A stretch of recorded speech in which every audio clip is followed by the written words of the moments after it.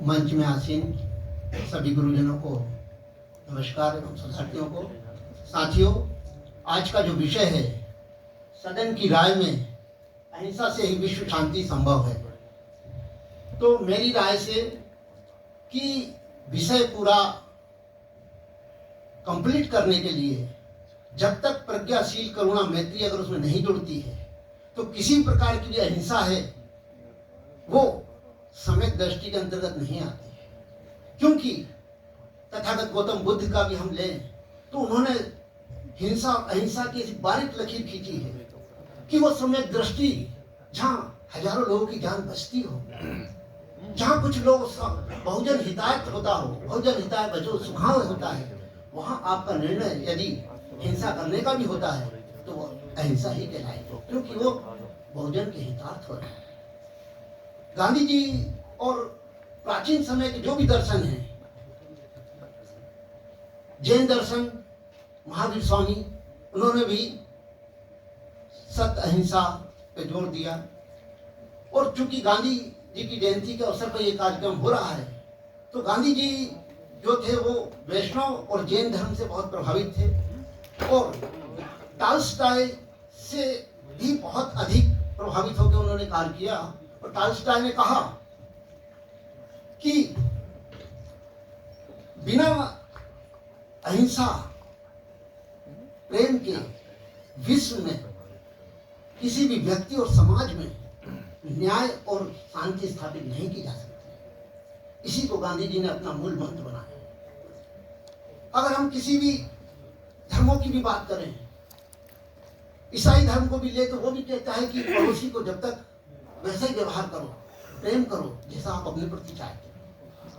तो आपने कहानी सुनी होगी, एक अजगर था और वो काफी लोगों को हिंसा करता था, लेकिन एक गुरु ने कहा कि आप ये हिंसा क्यों करते हो, अहिंसा करो, लोगों के ऊपर दया करो।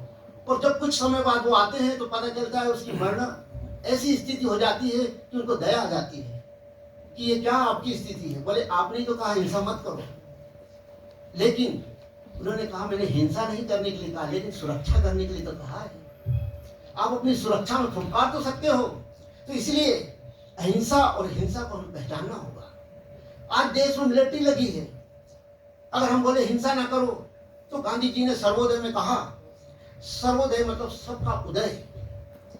और उसमें उन्होंने ये भी कहा, बुद्ध की उस हिंसा और अहिंसा की परिभाषा को उन्होंने दोहराया सर्वोदय में कि किसी भी लक्ष्य की प्राप्ति के लिए, किसी भी लक्ष्य की प्राप्ति साध के लिए साधन उसी अनुरूप होना चाहिए।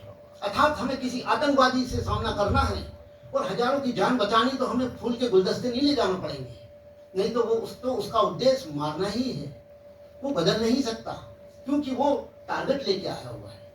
जैसे तथागत गौतम बुद्ध ने अंगुलीमाल को बदल दिया क्योंकि वो भ्रमित था, गलत गुरु की सलाह में चल रहा था, इसलिए वो मार्गदर्शन से बदल गया।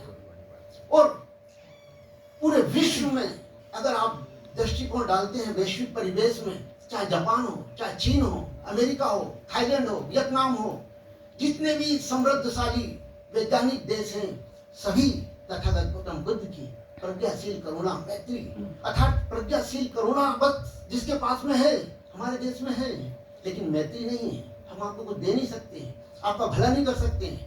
तो अहिंसा करने के लिए मैत्री बहुत आवश्यक तत्व है। तथागत गौतम बुद्ध ने बताया, बेर से बेर कभी शांत नहीं हो सकता, अबेर से ही बेर शांत हो सकता है। ये सनातन का नियम है। इसके अलावा यदि आप ये भी कहा उन्होंने, प्रसेनजीत को जब मार्गदर्शन करते समय उन्होंने बताया और अपने वाणी में कहा कि अगर एक व्यक्ति हजारों लोगों को जीत ले और दूसरा व्यक्ति स्वयं को जीत ले, टाइम है अगर अपने आप को जीत ले तो वो ज्यादा श्रेष्ठ माना जाता है। क्यों? क्योंकि वो बदल गया है, उससे हजारों लोग प्रभावित हो सकते हैं और उस अहिंसा के माध्यम से हम समृद्धशाली, शक्तिशाली, इसका उदाहरण हम सम्राट अशोक को ले सकते हैं। सम्राट अशोक ने तथागत गौतम बुद्ध के धम्म अहिंसा, प्रज्ञाशील, करुणा, मैत्री को अपनाया और पूरे विश्व में मानवतावाद को फैलाया। पूरे भारत में नैतिक समाज को संपन्न किया। क्यों? क्योंकि अहिंसा ही सर्वोपरि है। सर्वे भवन्तु सुखिनः, अहिंसा ही सर्व नियम है। इसलिए बहुत बहुत धन्यवाद।